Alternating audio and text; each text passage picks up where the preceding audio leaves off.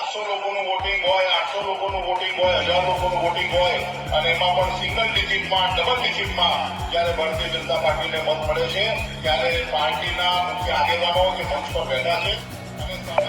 મોટાના પ્રતિનિધિઓ એમણે પણ એવું વિચારવું જોઈએ કે કયા વિસ્તારમાં કામ કરવાની અગ્રિમતા તમે રાખવી જોઈએ.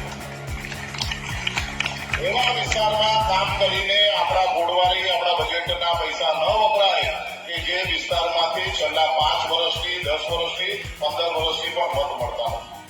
અને જે લોકો કોબલે મત આપે છે એવા વિસ્તારને આપણે બાજુ પર રાખીએ, એ લોકોની સુવિધા માટે